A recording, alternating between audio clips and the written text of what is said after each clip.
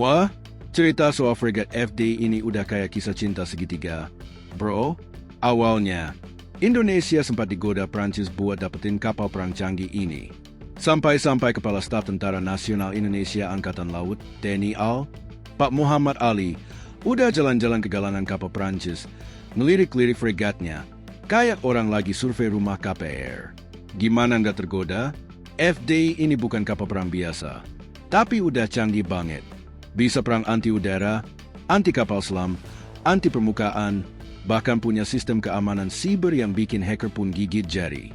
Pokoknya, kalau punya fregat ini, lawan bakal mikir 2 kali sebelum macam-macam. Tapi yang bikin kocak, setelah sempat ada kode-kode dari Indonesia, kok malah nggak ada kabar lanjutannya.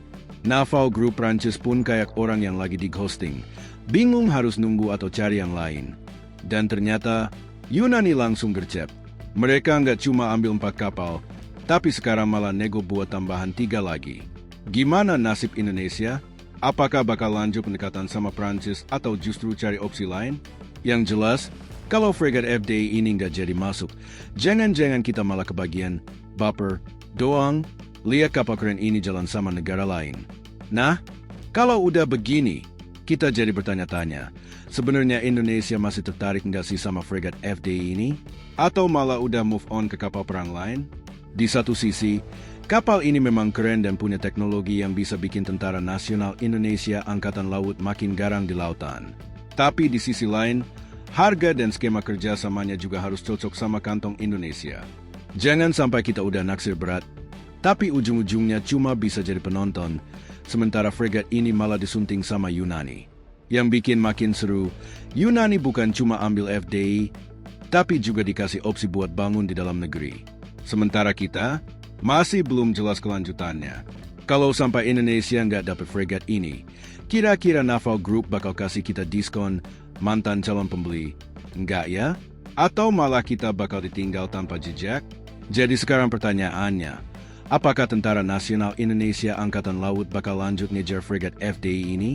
Atau kita bakal cari opsi lain yang lebih cocok sama strategi pertahanan kita? Yang jelas, kalau sampai Indonesia lepas dari proyek ini, semoga aja ada kapal lain yang gak kalah canggih, biar kita nggak cuma jadi tim hore di laut. Nah, kalau misalnya Indonesia batal ambil fregat FDI, pilihan lainnya apa nih? Apakah bakal cari fregat dari negara lain, atau malah fokus ke kapal perang buatan dalam negeri?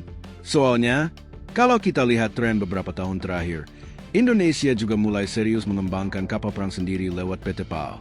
Di sisi lain, kalau kita tetap ngincer fregat impor, ada beberapa kandidat lain yang mungkin bisa masuk radar Tentara Nasional Indonesia Angkatan Laut, seperti fregat Type 31 dari Inggris atau Meko dari Jerman. Tapi lagi-lagi, pertanyaannya, apakah ada yang bisa kasih Indonesia opsi pembangunan lokal kayak Yunani? Kalau kita perhatiin, Naval Group sepertinya lebih PDKT ke negara yang siap komitmen jangka panjang, apalagi yang bisa kasih jaminan proyeknya nggak mandek di tengah jalan. Bisa jadi, mereka masih menunggu langkah konkret dari Indonesia sebelum benar-benar move on. Jadi sekarang, bola ada di tangan Indonesia. Apakah kita bakal serius dan lanjut negosiasi fregat FDI? Atau malah biarin kesempatan ini lepas dan cari opsi lain? Yang jelas, kita butuh kapal perang modern buat jaga kedaulatan laut kita.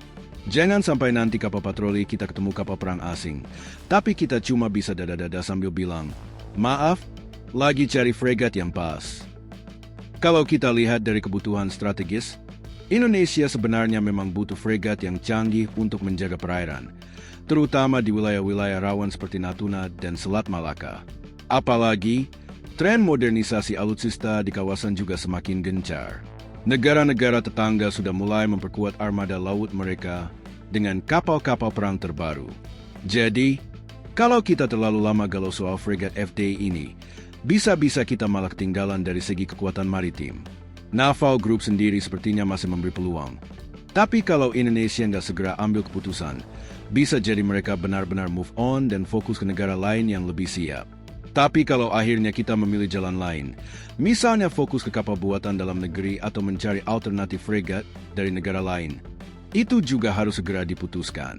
Jangan sampai kita malah terjebak dalam drama tarik ulur tanpa ada hasil yang jelas. Yang pasti, Keamanan laut nggak bisa ditawar. Laut kita luas, potensi ancaman ada di mana-mana, dan kita butuh kapal perang yang siap menghadapi berbagai situasi. Jadi, semoga keputusan yang diambil nanti nggak berujung kayak orang yang kebanyakan mikir pas lihat promo diskon. Akhirnya nggak kebagian.